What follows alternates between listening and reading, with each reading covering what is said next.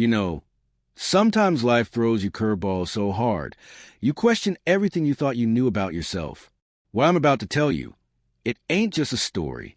It's how I, Silas Thorne, found a fire I thought had gone out decades ago. They took everything from me that night, not with a bang, but with a sneer, their laughter echoing through the empty shell of my life. It was a cold, unforgiving betrayal orchestrated by men who saw my age as weakness, my life as an inconvenience. They thought they'd broken me, left me to crumble in the dust of my own despair. But they were wrong. So incredibly, catastrophically wrong. If you genuinely enjoy our stories, please subscribe to the channel. Tell us where you're from and what time it is right now. It's always fascinating to know how far our story flows. The air in Acheron Creek always carried the ghost of industry. Even now, decades after the last mill whistle blew, a faint metallic tang, a whisper of cold dust, a reminder what this town once was. For me, Silas Thorne, 70 years old and with more rust in my joints than the abandoned rail cars down by the river, it was home. My home, a small two-story farmhouse, sat a mile outside the decaying town limits, nestled against a stand of old-growth pines. It was a place where the silence was thick enough to chew on, broken only by the chirping of crickets or the distant call of a hawk. My days were a quiet rhythm. Coffee on the porch, tending to my small vegetable patch, tinkering in my workshop out back, and reading well into the night. It was a simple life, a solitary one, and I believed it was all I had left. My hands, gnarled and scarred, remember a time when they were strong, when they could coax intricate beauty from raw steel. I was a machinist, a tool and die maker by trade, back when American manufacturing meant something. Now, they mostly trembled when I lifted my teacup too quickly. My back ached, a constant companion, and my eyesight, once keen enough to spot a hairline fracture in a blueprint, now required thick lenses. I was old. I knew it, and that night, they made damn sure I felt it. It was a Tuesday. I remember because Tuesdays were my rye bread baking nights. The scent of yeast and caraway seeds filled the house, a comforting warmth against the encroaching autumn chill. I just pulled the steaming loaf in the oven when I heard the truck. Not just any truck, but a souped-up, rattling monstrosity that usually tore through Acheron Creek's main street like a banshee, announcing the arrival of trouble. It pulled up my gravel driveway, spewing rocks and dust, its headlights glaring through my kitchen window. My heart gave a little lurch. This wasn't a neighbor, for them spilled out, silhouetted against the truck's bright beams. Young, too young, but their movements were arrogant, confident, the kind of confidence that comes from knowing you're bigger, stronger, and meaner than anyone else in your immediate vicinity. The leader, a man whose frame seemed almost too large for his threadbare denim jacket, had a shaved head and a tattoo snaking up his neck. Torvin. I'd seen him around, heard his name whispered with a mixture of fear and reluctant respect by the few remaining shopkeepers in town. He was building something here, a petty empire of intimidation and cheap thrills, preying on the weak, the forgotten, like me. Evening, old man. Torvin's voice was a low growl, laced with a sneer that twisted his lips. He was already on my porch, his heavy boots thudding on the worn wood. The other three fanned out, one heading for the side door, another for back, the third lingering by the porch steps, a crude baseball bat resting casually on his shoulder. I stood in my kitchen doorway, the heat from the oven still radiating around me, the smell of fresh bread mocking the sudden chill in the air. My mind, slow to react these days, struggled to process. "Can I help you, boys?" My voice was thin, reedy. I hated how frail it sounded. Torvin laughed, a harsh, dismissive sound. "Help us? Nah, old-timer. We're here to help ourselves." He stepped inside, his eyes sweeping over my modest living room. "Heard you got some valuable trinkets. Maybe some cash stashed away from your glory days, eh?" My blood ran cold. I had nothing of great material value. My workshop held some antique tools, well-maintained but hardly worth anything to these thugs. My cash was barely enough to cover my bills. What they were really after was the satisfaction of taking, of asserting their dominance. "I don't have anything you want," I said. trying to stand taller, to inject some authority into my voice. It failed. My knees felt like water. Torvin merely grinned, a flash of gold from a missing tooth. Everyone's got something, Grandpa. And if they don't, we make and remember what they do have. He gestured, and the two men who'd gone to the back of the house reappeared, one holding my old, tarnished silver pocket watch, a gift from my late wife Alara, and the other a small, worn wooden box. My heart plummeted. That box held Alara's letters, her dry corsage from our wedding, a lock of her hair, irreplaceable. No. The word burst from me, raw and desperate. I took a clumsy step forward, my 70 years suddenly weighing a ton. Torvin's eyes narrowed. Stay put, old man, or things get messy. I ignored him, my gaze fixed on the wooden box. Leave that alone. Please. It was a mistake. A fatal error for a man my age, confronting four young, violent criminals. The third man, the one with the bat, stepped forward. He didn't even say anything, just swung. The world exploded in a kaleidoscope of pain. A blinding flash, a deafening crack, and then darkness. I crumpled to the floor, my head hitting the worn linoleum with a sickening thud. The smell of fresh bread was replaced by the metallic tang of my own blood. I lay there, half-conscious, my ears ringing, my vision swimming. They weren't done. I felt kicks. To my ribs, my legs, my stomach. A barrage of blows, each one punctuated by their cruel laughter. Look at him, boys. Old man's got more squawk than muscle. Torvin's voice, thick with contempt. Thought he was tough. Think he'll be fixing anything now. They ransacked the house, the sounds of smashing glass, splintering wood, and tearing fabric echoing through my blurring consciousness. I heard the crash of my grandfather's antique banjo, the one I polished every week, the shattering of Alara's ceramic teacups, the sickening rip of my books being pulled from their shelves. Each sound was a fresh wound, deeper than any physical blow. They weren't just stealing, they were desecrating. They were wiping out my life, erasing the memories, the quiet dignity I clung to. The worst part wasn't the pain, though it was immense, a searing fire spreading through my old bones. It was a feeling of utter helplessness. Lying there, a crumpled heap, unable to defend myself, unable to stop them from destroying everything I held dear. I was just an old man, a vulnerable, pathetic old man. Their laughter, especially Torvin's, was a final insult, ringing in my ears as they finally exited, leaving the front door ajar, letting the autumn wind whistle through the wreckage of my home. Silence. A deeper, colder silence than before. It was broken only by my ragged breathing and the slow, rhythmic drip of blood from my head onto the floor. I lay there for what felt like hours, unable to move, unable to even cry. My body screamed in protest, but my mind was numb, a vast, empty expanse. The rye bread, forgotten on the counter, slowly cooled, its comforting aroma now a cruel joke. Eventually, the cold seeped into my bones, a painful reminder that I was still alive. Barely, with Herculean effort, I managed to roll onto my side, then pushed myself up onto trembling hands and knees. Every muscle screamed. My vision was still blurry, but I could make out the devastation. My home, my sanctuary. It was unrecognizable. Pictures ripped, furniture overturned, my few treasured possessions scattered and broken. My workshop, visible through the shattered back door, was a wasteland of mangled tools and destroyed projects. My life's work, gone. It took me another hour to crawl to the phone, my fingers fumbling with the receiver, my mind struggling to recall the emergency number. When the dispatcher's calm voice finally came through, it sounded like a distant echo.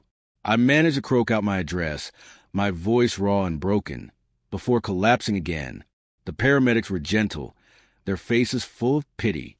The sheriff, a young man named Deputy Miller, who I'd seen grow up, looked grim. "Silas, who did this?" he asked, his voice low, his eyes scanning the destruction. I just shook my head. I knew the name Torvin, but what could a 70-year-old man, barely clinging to life, do against a gang like that? Miller would take a report, maybe cruise the town a few times, but nothing would come of it. Torvin's kind operated in the shadows of forgotten towns like Acheron Creek, too small to merit serious state attention, too feared for local law enforcement to truly challenge without significant resources. They took me to the small county hospital, stitched up my head, gave me pain medication, and told me I was lucky. Lucky. The word tasted like ash. Lucky to be alive, maybe, but what was I alive for? To mourn the ruins of my life? To live in fear? For the next few days, I was a ghost in my own skin. The pain pills kept the physical agony at bay, but the mental anguish was a constant, gnawing presence. I sat in the hospital bed, staring at the sterile white walls, replaying the events of that night, their laughter, their contempt. Old man. The words echoed in my head, a brand. They saw me as nothing, less than nothing. My neighbor, Agnes, a kind woman who brought me pies every now and then, cleaned up my house as best she could. She brought me some clothes, a few salvaged pictures. She cried when she saw the extent of the damage. I couldn't. The tears were gone, replaced by a cold, hollow ache. One evening, a week after the attack, I was staring out the hospital window at the fading light over the dilapidated town. The pain medication had worn off.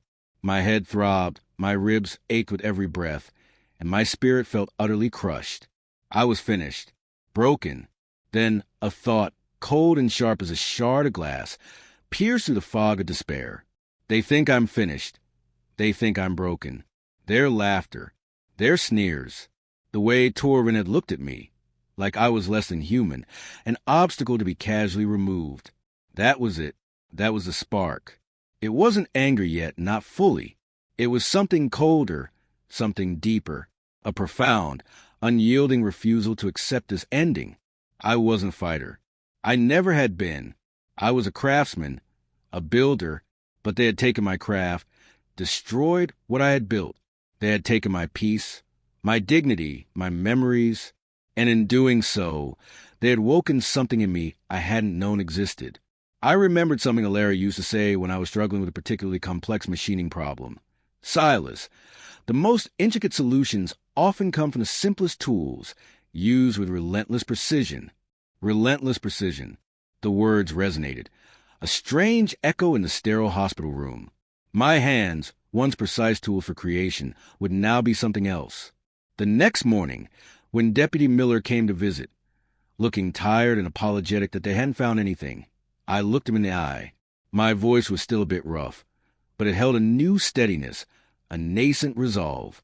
Deputy, I said, I need to know everything you know about Torvin and his crew. Names, hangouts, habits. Miller looked surprised, then concerned. Silas, you're not thinking of... I'm thinking of understanding. I interrupted, my gaze unwavering, understanding what happened, understanding them. He hesitated, clearly uncomfortable, but eventually he pulled out a small notepad. All right, Silas, but this stays between us. And please, promise me you won't do anything foolish. I gave him a slow, measured nod. I promise nothing foolish. Just thorough. He started talking, and I listened. Every word, every detail, sank into me not as fear, but as data, information, the pieces of a new kind of blueprint. My body was still weak, but my mind, sharpened by a lifetime of problem-solving, was already at work. When I was finally discharged, I didn't go back to my house right away. Agnes insisted I stay with her until it was more habitable. But the first thing I did, before even seeing the patched-up ruins of my home, was to visit the public library, not for a good book, but for maps, local history archives, anything that could give me a deeper understanding of Acheron Creek's forgotten corners, its hidden passages, its weak points. My hand still trembled, but now it wasn't just from age or pain. It was from a nascent energy, a simmering purpose. I wasn't just an old man anymore. I was a broken tool, being reforged in the fires of vengeance. And Torvin, he had no idea what he had started. He had mistaken my age for weakness, my quiet life for an empty one. He had no idea the kind of relentless precision an old man, stripped of everything, could still muster. He would learn, soon, Agnes's house smelled of lavender and potpourri, a stark contrast to the lingering scent of stale blood and ruined bread that still clung to the phantom spaces of my memory. She was a good woman, Agnes. Too good for Acheron Creek. Too good for the burden of an old, broken man. Her gentle clucking, her insistence on warm broth and quiet rest were a comfort, but also a cage. My body was healing. Slowly. The gash on my head was a tight, itching scar beneath the bandages. My ribs still ached with every deep breath, but the dull throb that had defined my existence for days had begun to recede. What replaced it was a different kind of throb, a steady, insistent beat of purpose. "You need to rest, Silas," Agnes would murmur, placing a cup of chamomile tea beside my armchair. Her eyes, usually bright with a kindly curiosity, were now clouded with worry. I'd nod, feigning compliance, but my mind was a relentless machine churning. Deputy Miller had kept his word. Returned to Agnes's house a few days after my discharge, his face etched with a mix of duty and unease. He'd sat at Agnes's kitchen table, a chipped enamel mug of coffee steaming between his careful hands, and laid out what he knew about Torvin. His full name is Torvin Kalen. He's been in and out of trouble since he was a kid, mostly petty stuff, but it's escalated since he rolled back into Acheron Creek about 2 years ago. Miller began, his voice low, almost a whisper, as if the walls themselves had ears. "He's got a crew. The one who hit you, that was Jorik. Big guy, stupid strong, not much between the ears. Then there's Remley, wiry, mean streak a mile wide. And Kale, he's a quiet one, but he's got a reputation for being quick with a knife. The fourth one, we don't have a solid ID on him yet." My hands, though still shaky, instinctively clenched. Jorik. The name settled in my mind, cold and hard. "Torvin's operation," Miller continued, rubbing a hand over his tired face. "It's mostly small-time protection rackets, shaking down the few remaining businesses in town. He's also moving pills, some meth, nothing big, but enough to keep the desperate hooked. He runs it all out of that old, abandoned garage down on Willow Street, the one that used to be Oakhart's Auto Repair. Calls it the Foundry. Ironically enough, he's got some local kids doing his dirty work. 2 impressionable types with nowhere else to go, and he's got eyes everywhere. Anyone who talks, anyone who causes trouble, they usually end up regretting it." Miller described a town held hostage, not by an external force, but by a parasitic growth from within. Acheron Creek, already gasping for air, was being slowly choked. He explained the limitations of his office. Overworked, underfunded, his jurisdiction too small to attract serious federal attention, too locally entangled to take down a well-entrenched criminal without significant risks and resources he simply didn't have. "He's careful, Silas. Doesn't leave much evidence. The few folks who press charges have either recanted or disappeared." His words painted a grim picture, one that confirmed my initial suspicions. Torvin wasn't just a thug, he was a cancer. And the cancer had metastasized in my home. After Miller left, the information began to settle in me like sediment, clarifying the murky waters of my outrage. I wasn't just angry, I was analytical. The machinist in me, the tool and die maker who spent a lifetime understanding systems, stress points, and vulnerabilities, started to wake up. This wasn't about brute force. It was about precision. The library was my first unofficial stop once I convinced Agnes I was well enough for a quiet walk. Blythe, the librarian, a woman whose spectacles were perpetually perched on the tip of her nose, greeted me with a sympathetic smile. She knew what had happened. Everyone in Acheron Creek knew. Pity was a heavy cloak, but I shed it mentally. I didn't want pity. I wanted knowledge. I spent hours poring over old town maps, not the touristy kind, but the utility maps, the topographical surveys, the forgotten blueprints of Acheron Creek's industrial past. I traced the old rail lines, now choked with weeds, the abandoned mining tunnels that honeycombed the hills outside town, the network of drainage pipes and culverts. My finger traced the winding path of the Acheron River, the dense tree lines that bordered the town, the forgotten service roads. I was mapping Torvin's territory, yes, but more importantly, I was mapping the gaps, the blind spots, the unseen pathways. I started taking cautious walks around town. Acheron Creek was a shadow of its former self. The main street, once bustling, was now a corridor of boarded-up windows and faded paint. The old general store, run by a perpetually worried man named Reese, was one of the few places still open. The scent of dust and desperation hung heavy in the air. I would sit on a park bench, ostensibly reading a newspaper, my eyes, though weakened by age, missing nothing. I watched the comings and goings around Oakhart's Auto Repair, the foundry. The rusted signage still hung above the wide bay doors, but the activity within was clearly not auto repair. Beats of heavy metal music, the roar of engines, the occasional shouted argument. These are the sounds that now emanated from its grimy interior. Torvin's truck, that monstrous rattletrap, was often parked out front, a defiant emblem of his presence. His crew members, Jorik and Renly mostly, would lounge outside, smoking, their faces set in expressions of bored menace. I saw them collect dues from Reese, watched the shopkeeper's shoulders slump as he handed over a wad of cash, his eyes darting fearfully towards the street. I saw them harass Phelan, a young man who worked odd jobs around town, kicking over his bike, scattering his meager earnings, their laughter echoing off the brick facades. My blood simmered, but I held it in check. This wasn't the time for rage, only for observation. One afternoon, I followed a different route, heading towards a river. The air grew colder as I approached the abandoned textile mills, their skeletal structures silhouetted against the gray sky. The river itself, usually a source of peace, now seemed to carry a weight of neglect.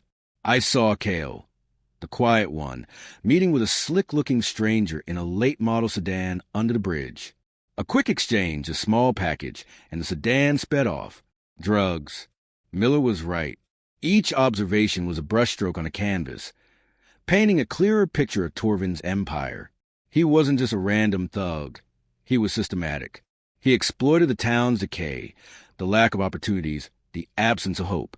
He offered a perverse kind of order built on fear.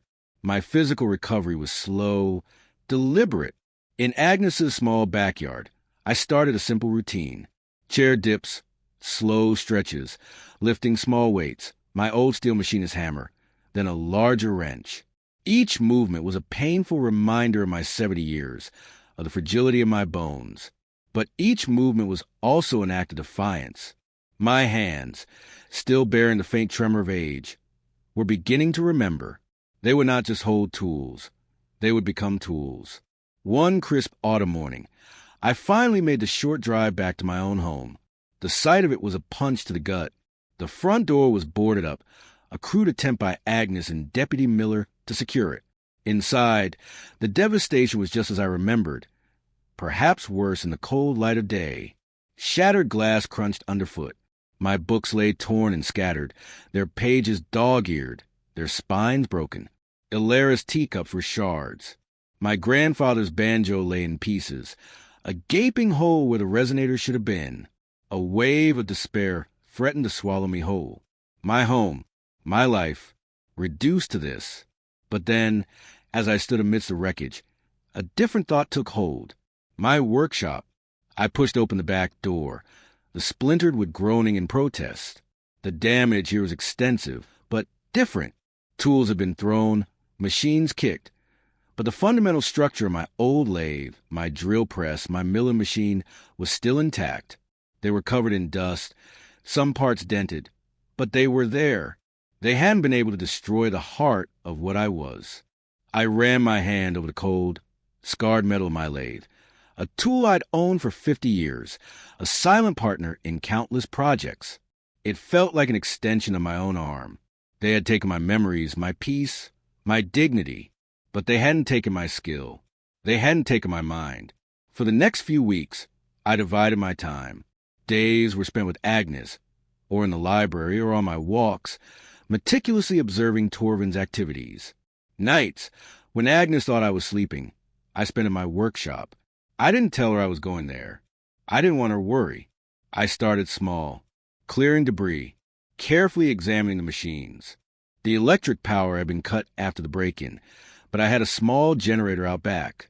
I coaxed it to life. The familiar growl filling the night air, a sound of industry and purpose that felt like a healing balm. I began to repair. First, my grandfather's banjo. It was a painstaking process, requiring delicate work, precision glue, and careful shaping. As I worked, my hands, stiff at first, gradually rediscovered their old dexterity.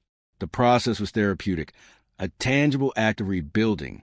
When I finally strung the old instrument, its clear, resonant tone filled the quiet workshop, a small victory in the encroaching darkness.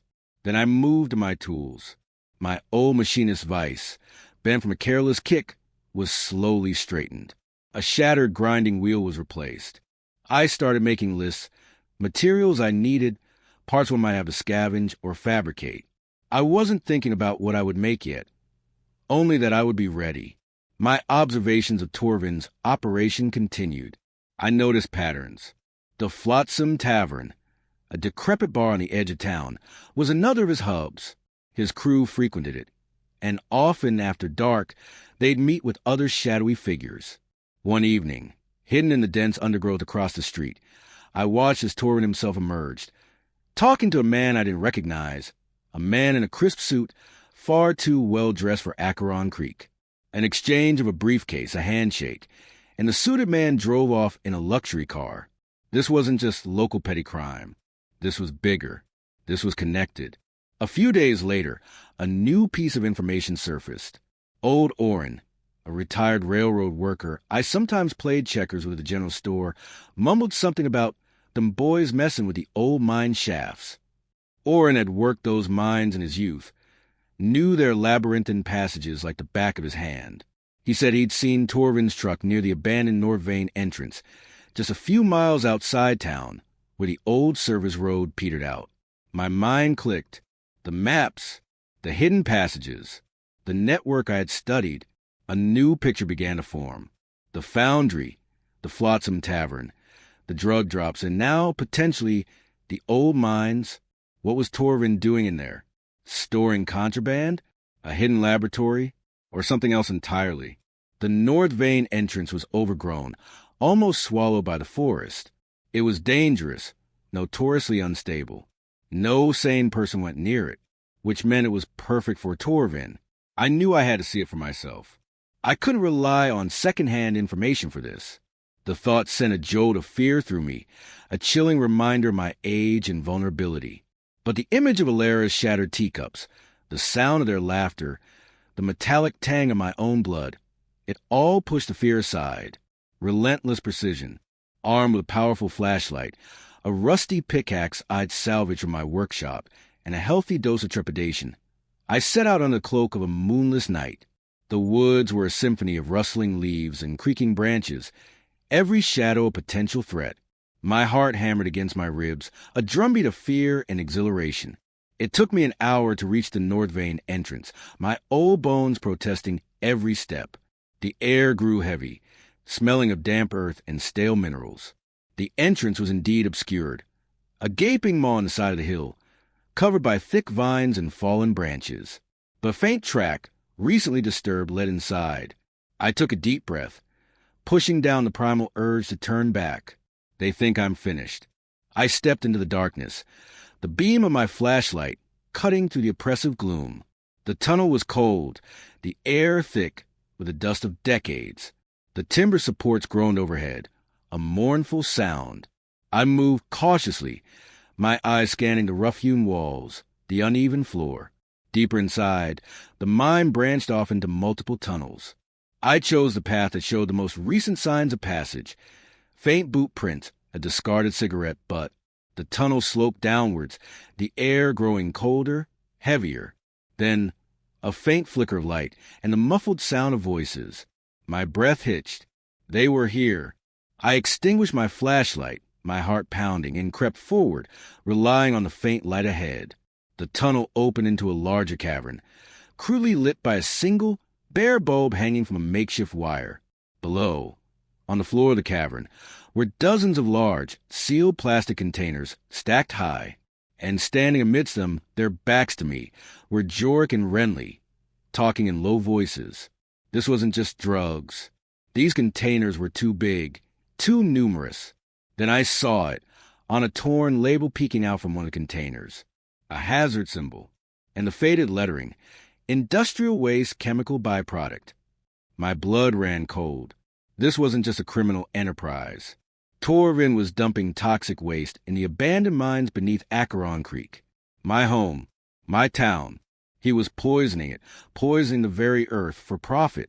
A new kind of rage, cold and absolute, ignited within me. This wasn't just about my possessions, my dignity. This was about the very lifeblood of this forgotten town. I took a cautious step back, my foot dislodging a small stone. It clattered loudly on the rock floor. Jorik and Renly froze. Their heads whipped around. "Who's there?" Jorik roared, his voice echoing through the cavern. My heart leaped into my throat. They knew. They heard me.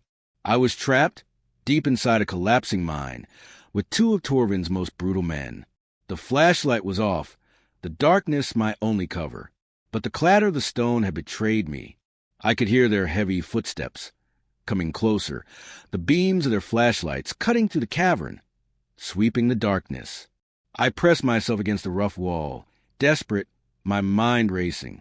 I was no longer just an old man seeking information. I was a trespasser, discovered, deep within the serpent's lair, and the serpent was closing in. The clatter of that stone echoed to the cavern like a gunshot, slicing through the heavy silence. Jorik and Renly froze, their bulky forms suddenly stark against the bare bulb's harsh glow. My heart hammered against my ribs, a trapped bird desperate to escape. My 70 years felt like a crushing weight, my muscles screaming in protest before I even moved. This was it. Caught, deep in the belly of the beast. "Who's there?" Jorik roared, his voice thick with menace. The beam of his flashlight cut through the gloom, a stark white blade sweeping across the rough-hewn walls. Renly, quicker, already had his own light on, its narrower beam darting into the shadows. I pressed myself flat against the cold, damp rock, trying to meld with the darkness. The air was thick with dust and the metallic tang of stale minerals.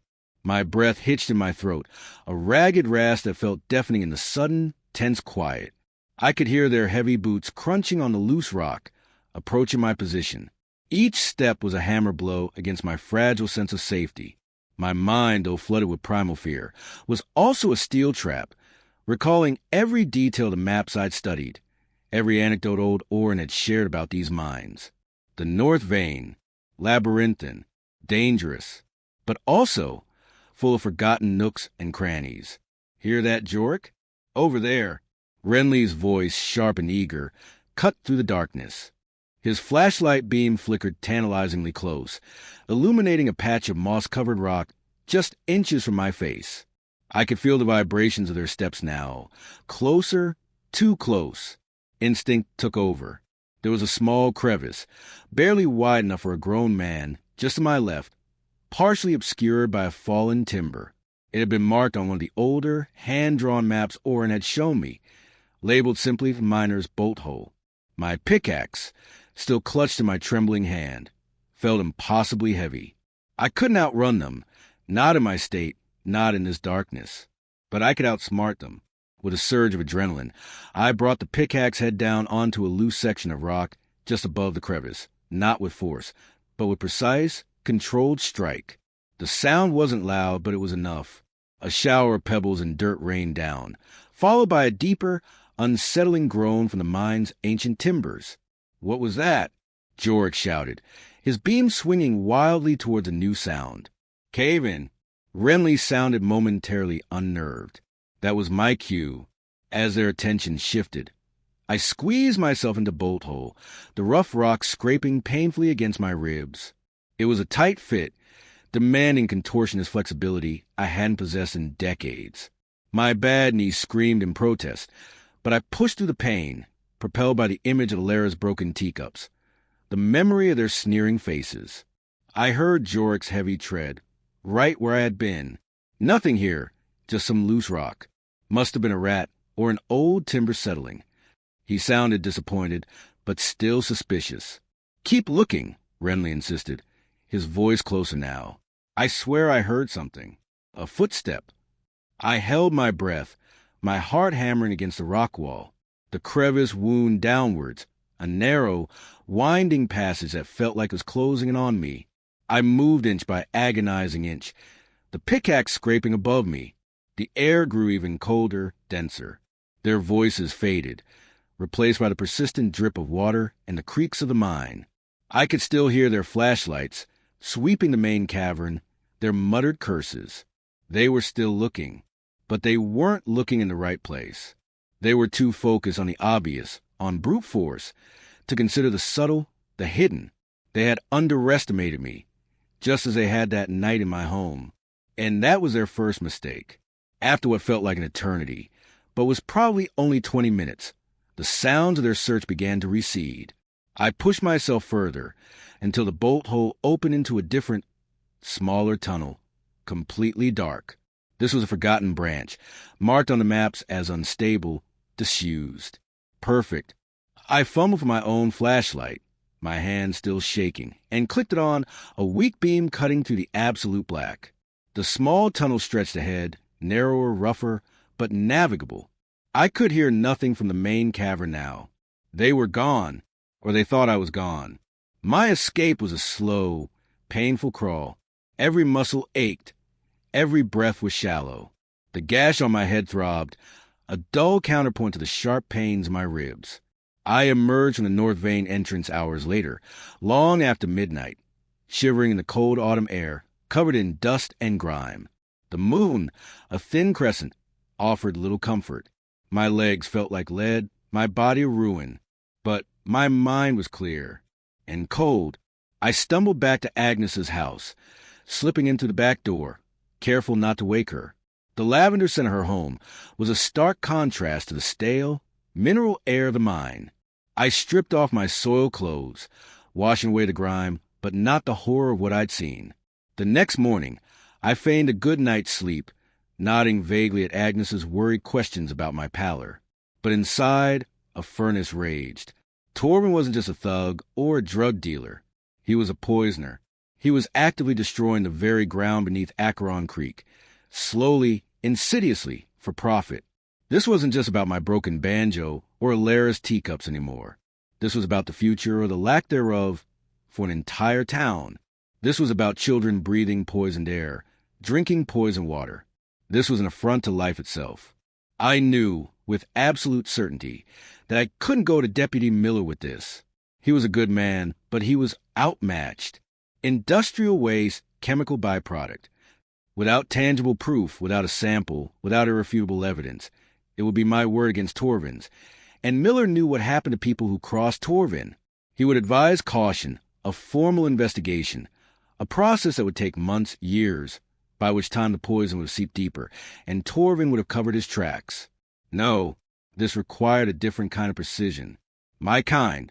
I spent the next few days in a blur of controlled activity.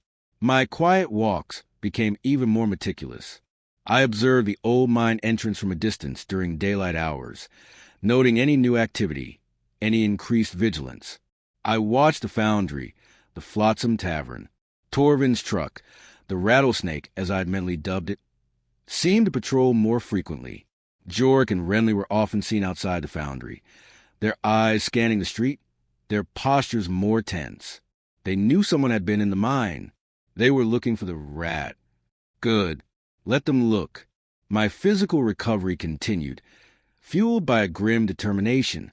Agnes's warm broths and gentle care helped, but it was the cold rage that truly mended my bones. I continued my small exercises, pushing my limits. My hands, still scarred and gnarled, were becoming steadier. The tremor was still there, a whisper of age, but beneath it, a new strength, a new purpose, was building. At night, under the guise of sleep, I slipped out to my workshop. The generator hummed, a comforting counterpoint to the whirring of the lathe. My workbench became a battlefield, covered with sketches, diagrams, calculations. I was no longer repairing the past. I was forging the future. My first priority was reconnaissance. I needed eyes and ears where I couldn't be. My old craftsman's brain, honed by decades of problem-solving, whirred into action. I started with a small, battered RC helicopter I'd bought years ago for my grandnephew, long since abandoned in my attic. It was a toy, fragile, but its potential was vast. I carefully stripped it down, replacing its cheap plastic shell with a lightweight, Matte black composite I fashioned from salvage parts of old car dashboards and industrial insulation panels. I replaced its weak rotor blades with custom-milled aluminum, precisely balanced for silent flight. Its tiny camera, originally a blurry novelty, was swapped for a high-resolution, low-light sensor I painstakingly extracted from a discarded surveillance drone I had found at a local junkyard. I wired it to a miniature, long-range transmitter, capable of sending a clear signal back to a modified tablet I bought cheap online. The battery, a custom-built lithium-ion pack, allowed for extended flight times. I designed a small retractable claw attachment, capable of securely gripping and lifting small objects, something I hadn't envisioned in the beginning, but which felt increasingly necessary. This wasn't a toy anymore. This was a silent, mechanical scout. I named it the Hummingbird. Next, I turned my attention to infiltration. The mine entrance was dangerous, but the foundry and the Flotsam Tavern were Torvin's nerve centers. I needed to get inside, to listen, to observe, perhaps even to subtly disrupt. Old locks, even industrial ones, had weaknesses. I began fabricating a set of specialized lock-picking tools, not the common kind, but robust, industrial-grade implements designed to bypass the heavy-duty latches and bolts I'd observed on a foundry's doors. I also designed a set of small, magnetic listening devices, disguised as innocuous pieces of metal, with powerful microphones and encrypted transmitters. These were the leeches. I even started fabricating a custom grappling hook.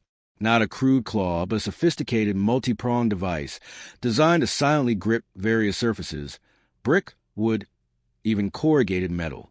It featured a spring-loaded release mechanism, ensuring silent deployment and retraction, and was paired with a spool of high-strength, almost invisible Dyneema rope salvaged from an old fishing boat. This was the Spider, my workshop, once a place of quiet creation, now pulsed with a different kind of energy. The smell of cutting oil, solder, and freshly ground metal filled the air. My hands, once precise in their construction of elegant machines, were now focused on tools for a covert war. Each component was crafted with meticulous care, tested and retested. Failure was not an option. I spent hours practicing, operating the Hummingbird in the dense woods behind Agnes's house, maneuvering it through intricate obstacles, learning its limits, practicing with the Spider, scaling my old barn, moving with silent, controlled grace that defied my age, practicing with the leeches, deploying them in unexpected places, honing my ability to move unseen. My body, though still frail, adapted. The pain was still there, but it was a dull companion now, overshadowed by the burning clarity of my purpose. One evening, about 3 weeks after my mine escape, Deputy Miller stopped by Agnes's house again. He looked even more tired, more haunted. "Silas, something's changed," he said, his voice low. "Torvin's boys are on edge. They're tearing apart the old mine entrance, and they've been roughing up anyone who gets too close to the foundry. Reese had his windows smashed again. Says Jorek told him it was a message for anyone with loose lips." Miller's gaze lingered on me, a question in his eyes. "You haven't done anything foolish, have you, Silas?" I met his gaze, my expression carefully neutral. "Just understanding, Deputy. Just understanding." He sighed, running a hand through his thinning hair.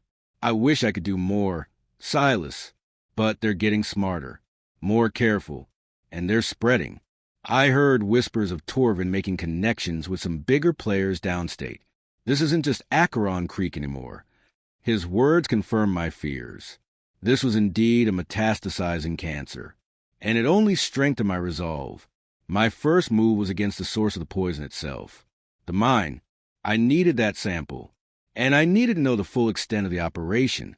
Under the cloak of a cold, moonless night, I made my way back to the North Vein. This time I was prepared.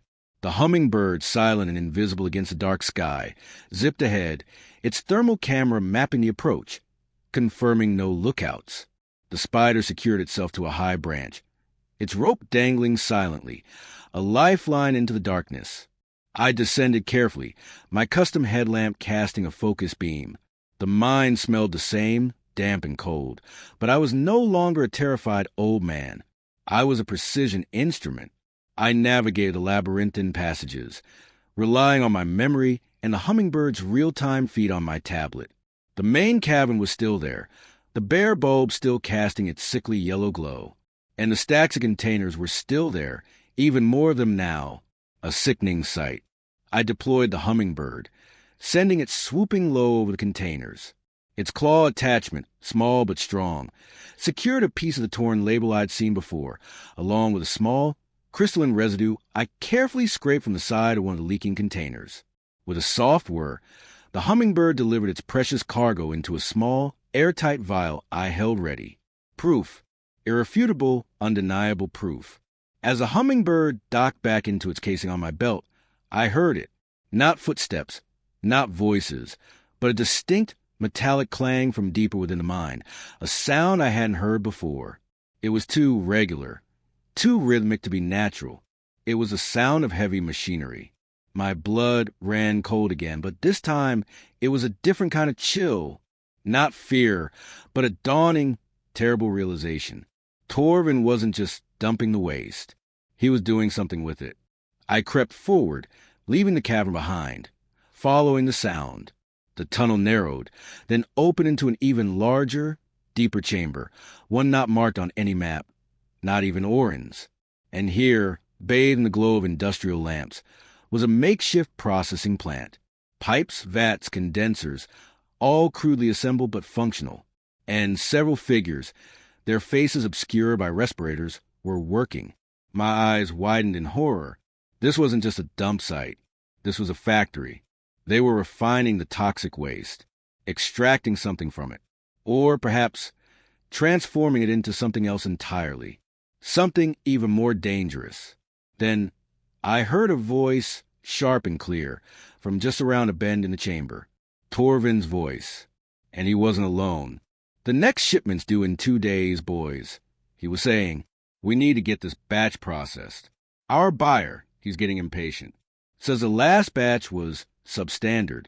We need to tighten up production and get rid of any loose ends." My blood ran to ice. Loose ends. He was talking about me. He knew someone was poking around. He just didn't know who. I took another step back, trying to absorb the enormity of what I found. This was far bigger than I could have ever imagined. This wasn't just local thugs. This was industrial-scale poisoning, a sophisticated criminal enterprise, operating right beneath my feet. As Torvin's voice grew closer, I heard another voice, one I hadn't heard before, smooth and cultured, completely out of place in the grimy mine. "Don't worry, Kalen. Our mutual benefactor is very resourceful. He'll find your pest." My breath hitched. My mutual benefactor. This wasn't just Torvin. There was someone else, someone powerful, pulling the strings, someone who knew I was a pest. I moved to retreat, the vial with the sample clutched tight in my hand, my mind reeling from the scale of the revelation. But as I turned, a small, loose stone shifted under my boot. It didn't clatter. It rolled silently, almost imperceptibly, into a small puddle of stagnant water with a soft plink. From around the bend, Torvin's voice snapped. "What was that?" I froze, pressed against the rough rock, the sound of his heavy boots already thudding closer. His flashlight beam cut through the gloom, sweeping the walls, coming straight from my hiding place. This time, there was no bolt hole, no quick escape. I was exposed. And Torvin was not alone.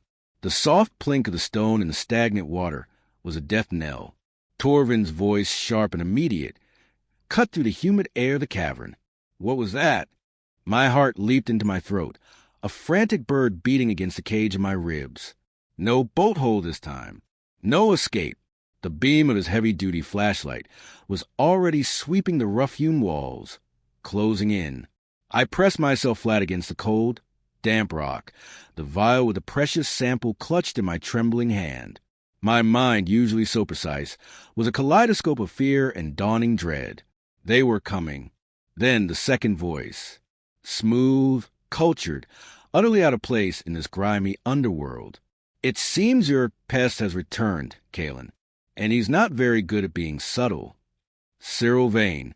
I hadn't seen him, but his voice was a chilling confirmation of Deputy Miller's whispers. A bigger player, the mutual benefactor. My blood ran cold, but a new surge of clarity, an almost manic focus, cut through the fear. They were all here, the head of the serpent and its venomous fangs. Torvin rounded the bend first, his hulking silhouette filling the passage, his flashlight blinding me. Well, well, well, he sneered, a cruel grin spreading across his face as the light finally settled on my face. Look what the cat dragged in. The old man. I told you, Jorik, Renly, this little rat keeps coming back.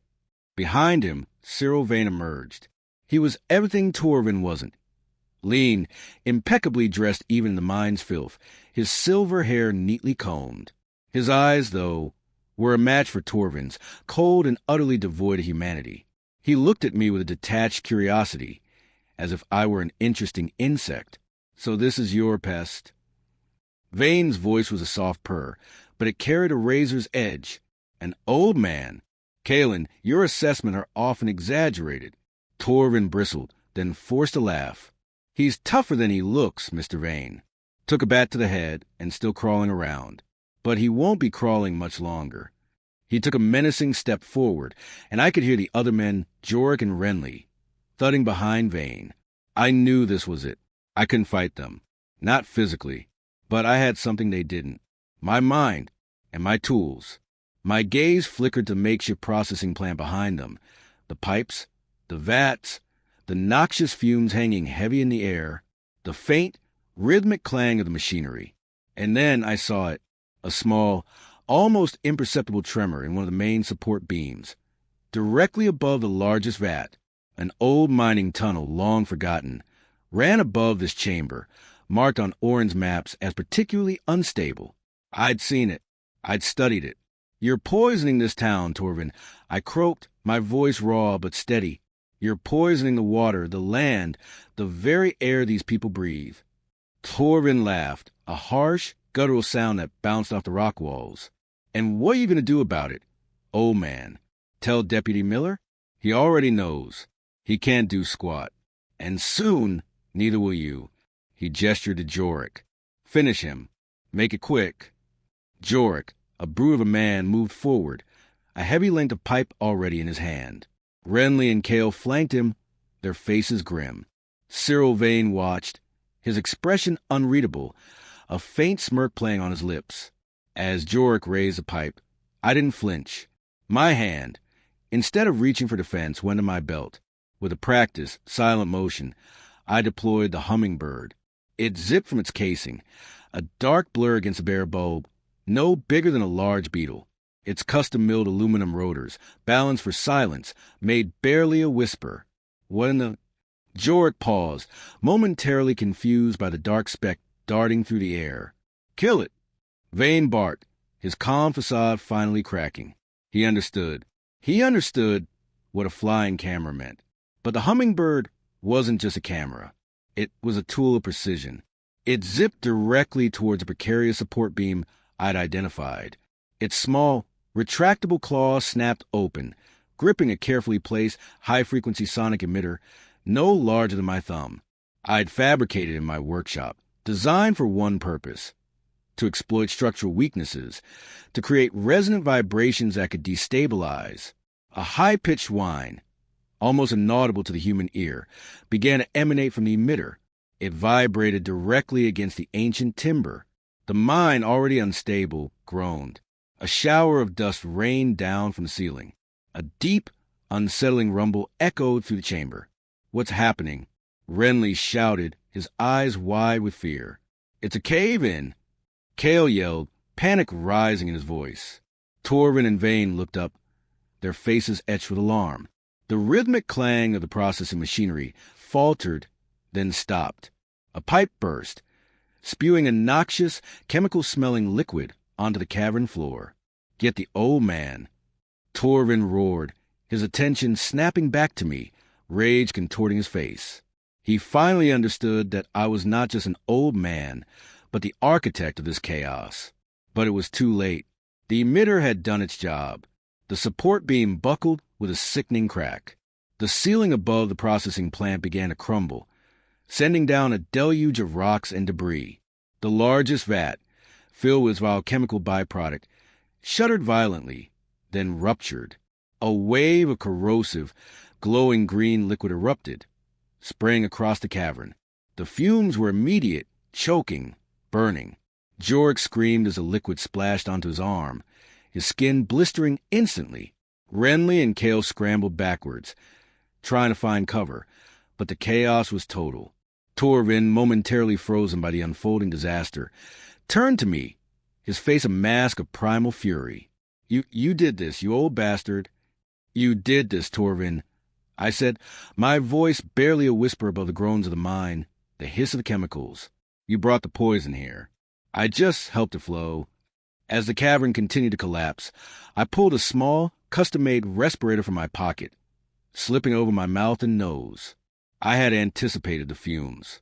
My years as a machinist, working with various chemicals and solvents, had taught me caution. Vane, ever pragmatist, was already abandoning ship. He was sprinting for the main tunnel, his expensive suit splattered with grime and glowing green chemicals. His cultured composure shattered. He didn't look back at Torvin or his men. Torvin, however, was still consumed by me. He lunged, a desperate, furious animal. But the ground beneath him was giving way. A section of the cavern floor, weakened by the spreading chemical spill and the structural collapse, caved in. Torvin, screaming in a mixture of terror and impotent rage, plunged into the chasm, disappearing into the depths with a final, echoing splash. The gurgling sound that followed was quickly swallowed by the roar of collapsing mine. Jorek, writhing in agony from the chemical burns, was pinned by a falling timber. Renly and Kale, trapped by the spreading green pool and the rain of rocks, cried out for help, but there was no help coming.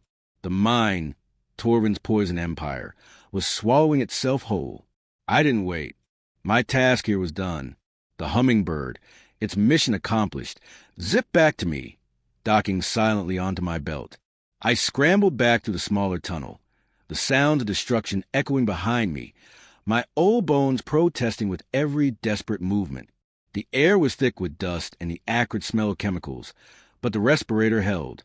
I emerged from the North Vane entrance just as the first sirens began to wail in the distance. Deputy Miller. He had received the anonymous package I'd sent earlier that day, containing the vial of chemical residue, the high-resolution video footage from the hummingbird, showing the dumping and processing, and the audio recordings from the leeches, capturing Torvin and Vane discussing their operations, including the mutual benefactor. I had timed it perfectly, sending it to Miller, but also to a state environmental agency and a prominent investigative journalist I'd identified in my research. I knew Miller would have to act, and external pressure would ensure he couldn't be sidelined. The sight that greeted me was a cacophony of flashing lights. Sheriff's vehicles, state troopers, hazmat units already arriving, their sirens cutting through the night. The smell of the chemicals from the collapsing mine was already spreading into the autumn air. I melted into the dense tree line, a phantom in the chaos. I watched as Deputy Miller, grim-faced, directed the responders. He looked overwhelmed, but resolute. This was bigger than Acheron Creek. Far bigger. Within days, the news exploded. The Acheron Creek toxic waste scandal dominated headlines. Cyril Vane, the mutual benefactor, was identified as a major player in a multi-state organized crime syndicate involved in illegal waste disposal and chemical refinement for illicit purposes. The evidence I provided was undeniable. Vane was arrested at his luxury estate downstate, his empire crumbling under the weight of federal charges. Torvin Kalen's body was never recovered from the depths of the mine, presumed dead. Jorek, Renly, and Kale were pulled from the mine's fringes, badly injured, facing a litany of charges. The processing plant was a complete ruin, its toxic contents contained, but the cleanup operation would take years, perhaps decades. Acheron Creek was scarred, but it was also, finally, free. I returned to my own ruined farmhouse. Agnes had been frantic with worry, but my explanation was brief and vague, focusing on the timely arrival of the authorities. She didn't press. She just looked at me, her kind eyes filled with a mixture of relief and a dawning understanding of the steel that now lay beneath my weathered skin. My house was still a wreck. The front door was still boarded. Ilara's teacups were still shards. But the silence now was different. It wasn't the silence of despair, but a profound, unsettling peace. I began to rebuild. Not just my home, but my life. I started with my workshop, meticulously restoring each tool, each machine. The rhythmic were the lathe, the scent of cutting oil. These were my new companions. I didn't rebuild the banjo. I left it as it was, a reminder of what had been lost and what had been forged in its place. I still took my walks, but my eyes no longer just observed. They saw, they analyzed, they understood. Acheron Creek slowly began to heal. Cleanup crews worked tirelessly at the mine. Federal aid poured in, but the town would never be the same. And neither would I. The old Silas, the quiet, gentle machinist, was gone. He had been shattered, yes, but in the crucible of vengeance, something new had been forged. A man capable of relentless precision, of methodical ruthlessness. A man who understood the intricate dance between creation and destruction. Sometimes, late at night, I would sit on my porch, watching the stars, listening to the crickets. The wind would whisper through the pines, carrying the ghosts of industry and perhaps the lingering scent of chemicals from the distant mine. I would trace the scars on my hands, reminders of age, but also of newfound purpose. I had brought justice. I had saved my town. But the cost was indelible. The fire that had been lit within me that night in my kitchen, it hadn't gone out. It still burned, cold and steady, a silent guardian in the darkness. I was no longer vulnerable, but I was also no longer entirely human. I was something else, something forged from the ashes of betrayal, tempered in the fires of vengeance. And I knew, with a chilling certainty, that I would always be watching. The end.